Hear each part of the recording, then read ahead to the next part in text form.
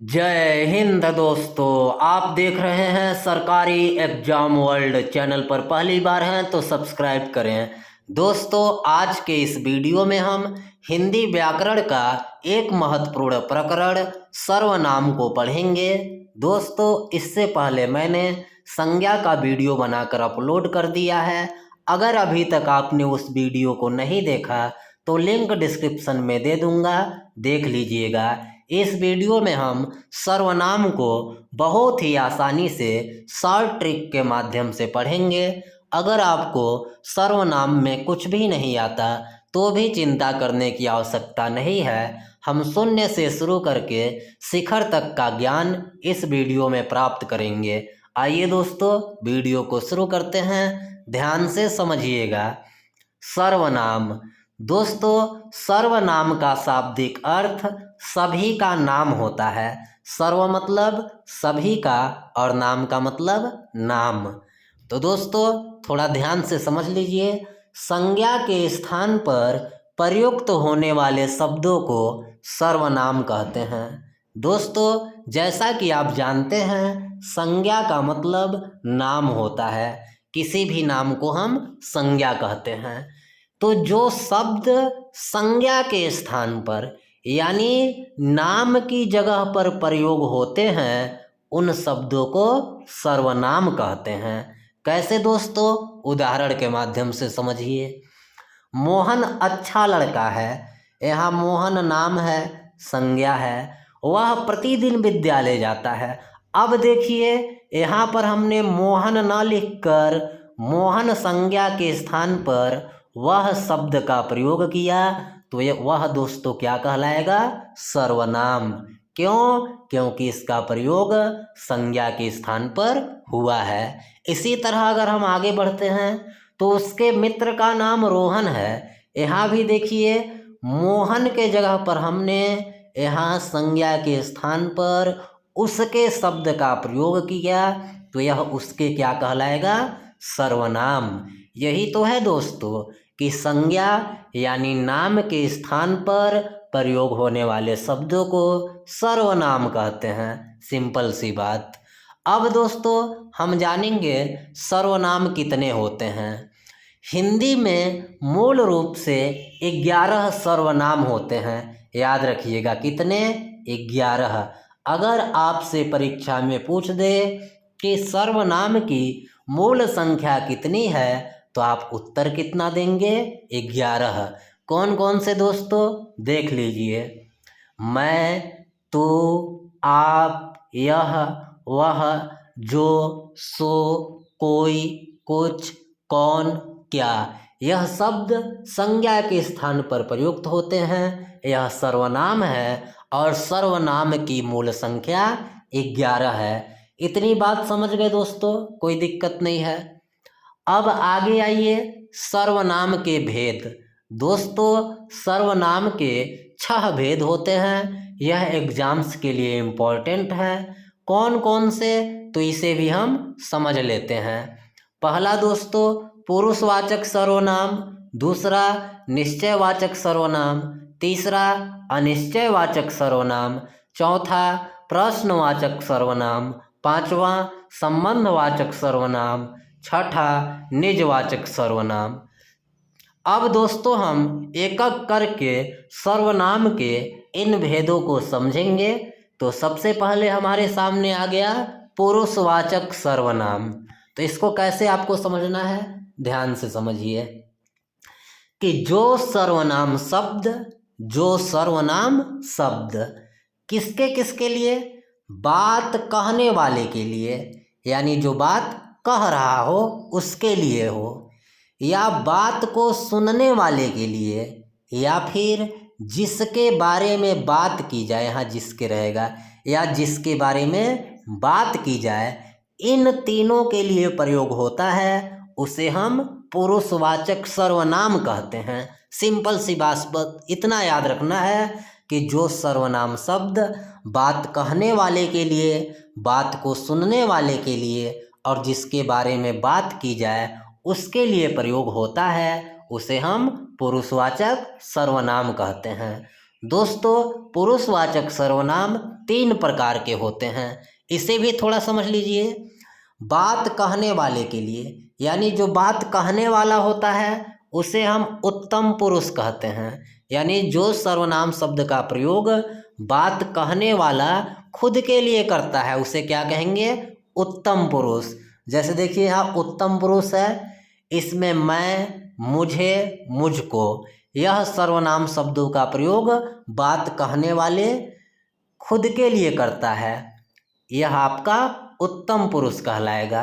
दूसरा दोस्तों मध्यम पुरुष, यह क्या होगा? बात को सुनने वालों के लिए जो सर्वनाम का प्रयोग होता है वह मध्यम पुरुष होता है, और बात को सुनने वाले के लिए सर्वनाम शब्द आप, तुम और तुमको, इनका प्रयोग किया जाता है, यह मध्यम पुरुष में आता है। अब दोस्तों एक पॉइंट आपको याद रखना है, अन्य पुरुष।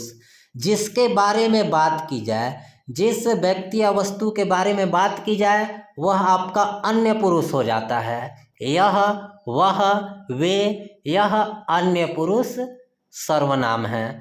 दोस्तों समझ गए होंगे कितना सिंपल है कि जो सर्वनाम शब्द बात कहने वाले के लिए, बात को सुनने वाले के लिए और जिसके बारे में बात की जाती है उसके लिए हो, वह पुरुषवाचक सर्वनाम होता है। यह 3 होते हैं। उत्तम पुरुष, बात कहने वाले के लिए जिन सर्वनाम शब्दों का प्रयोग होता है वो उत्तम पुरुष होता है। मैं, मुझे, मुझको, यह उत्तम पुरुष के सर्वनाम है।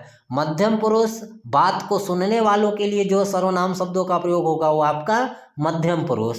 आप, तुम, तुमको, यह मध्यम पुरुष सर्वनाम है। अब दोस्तों अन्य पुरुष, जिसके बारे में बात की जाए वह अन्य पुरुष, यह, वह, वे, यह अन्य पुरुषवाचक सर्वनाम है। तो दोस्तों पहला कंप्लीट हो गया, समझ गए होंगे, कोई समस्या भी नहीं होनी चाहिए। आप चाहें तो इसका स्क्रीनशॉट ले लें। अब देखिए दोस्तों निश्चयवाचक सर्वनाम, थोड़ा ध्यान से समझिएगा, यहाँ पर आपको कन्फ्यूजन होगा, मैं कन्फ्यूजन को भी क्लियर कर दूंगा। पहला चीज, जो सर्वनाम शब्द किसी व्यक्ति या वस्तु की निश्चितता प्रकट करे वह निश्चयवाचक सर्वनाम होता है। निश्चयवाचक सर्वनाम किसी व्यक्ति या वस्तु की निश्चितता बताता है। जैसे देखिए यह, वह, ये, वे, यह निश्चयवाचक सर्वनाम है। अब दोस्तों आप कहेंगे कि यह तो यहाँ था, अन्य पुरुष में भी आया था, यह, वह, वे यहाँ भी आ गया। तो मैं दोस्तों यहाँ क्लियर कर दूं कि निश्चयवाचक सर्वनाम शब्दों का प्रयोग, यह, वह, ये का प्रयोग किसी व्यक्ति या वस्तु की तरफ संकेत करने के लिए होता है, और यहाँ अन्य पुरुष में यह, वह, वे का प्रयोग नाम के स्थान पर होता है, और यहाँ पर निश्चयवाचक सर्वनाम में यह, वह, ये का प्रयोग संकेत करने के लिए होता है। जैसे देखिए यह मेरा घर है, तो देखिए घर की ओर संकेत किया जा रहा है कि यह मेरा घर है। यह शब्द, यह सर्वनाम शब्द निश्चितता बता रही है घर की कि यह घर मेरा है। इसी तरह दोस्तों देखिए वह मेरी पुस्तक है, यहाँ भी पुस्तक की निश्चितता बता रही है, पुस्तक की ओर संकेत किया जा रहा है कि वह मेरी पुस्तक है। ये मेरे मेहमान हैं, यहाँ देखिए ये शब्द संकेत कर रहा है, निश्चितता बता रहा है कि ये मेरे मेहमान हैं। वे राधा की साइकिल है, यहाँ वे निश्चितता बता रही है कि वे साइकिल, वे राधा की साइकिल है, संकेत कर रही है कि वे राधा की साइकिल है। तो सिंपल सी बात, बस इतना याद रखना है कि जो सर्वनाम शब्द किसी व्यक्ति या वस्तु की निश्चितता प्रकट करे या फिर किसी व्यक्ति या वस्तु की तरफ संकेत करे उसे हम निश्चयवाचक सर्वनाम या संकेतवाचक सर्वनाम कहते हैं। यहाँ पर यह निश्चयवाचक सर्वनाम के उदाहरण है। सिंपल है दोस्तों। अब देखिए अनिश्चयवाचक सर्वनाम, ध्यान से समझिएगा। जो सर्वनाम शब्द किसी व्यक्ति या वस्तु की अनिश्चितता को प्रकट करे वह आपका अनिश्चयवाचक सर्वनाम हो जाएगा।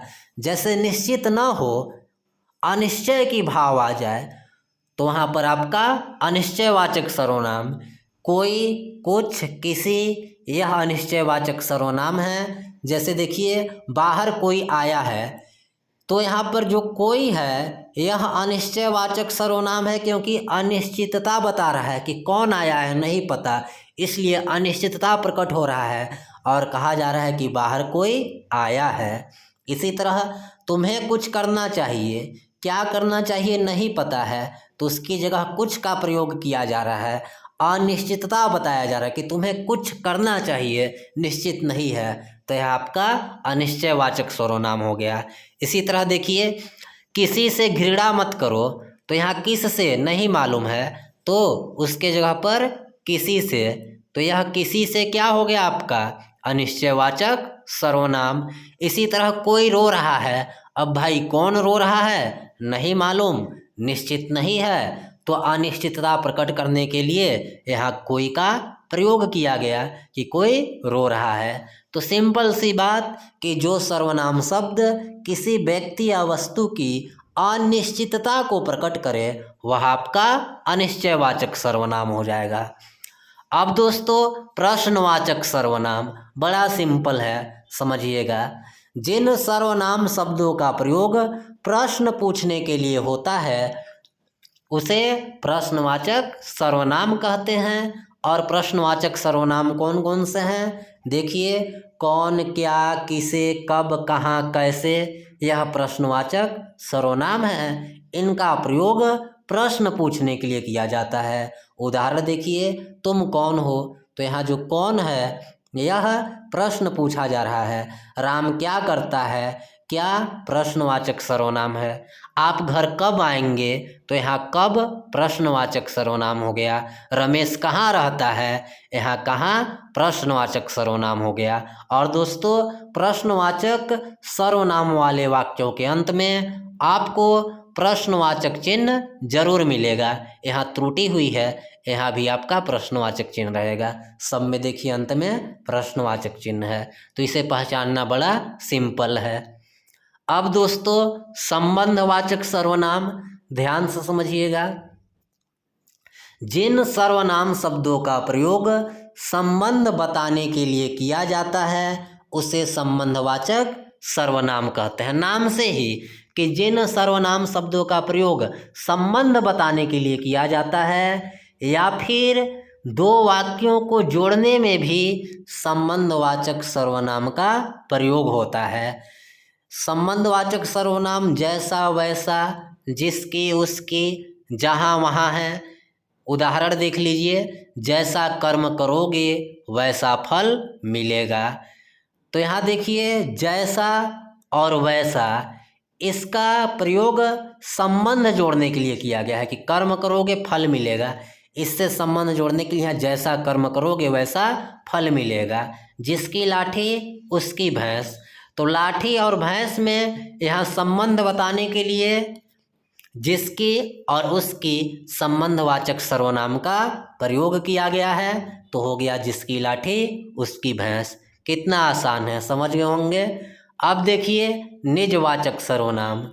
दोस्तों मैं बड़ा परिश्रम करके आपके लिए वीडियो बनाता हूँ। अगर वीडियो अच्छा लगता होगा तो ज़रूर लाइक कीजिएगा, सब्सक्राइब कीजिएगा और कोई समस्या हो तो कमेंट भी कीजिएगा। दोस्तों आपके सब्सक्राइब करने से हमारा मोटिवेशन 7वें आसमान पर पहुंच जाता है और मेरे अंदर और ज़्यादा परिश्रम करने की भावना जागती है। तो लास्ट देख लीजिए निजवाचक सर्वनाम।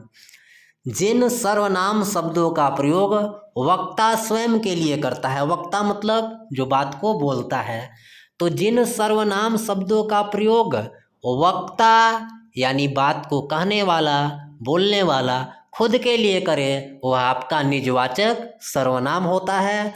और निजवाचक सर्वनाम में अपने, स्वयं, अपने आप आदि आते हैं। इसके उदाहरण देख लीजिए, मैं अपना कार्य स्वयं करता हूँ, तो यहाँ स्वयं किस तरह का सर्वनाम हो गया, निजवाचक सर्वनाम, क्योंकि इसका प्रयोग वक्ता स्वयं के लिए कर रहा है।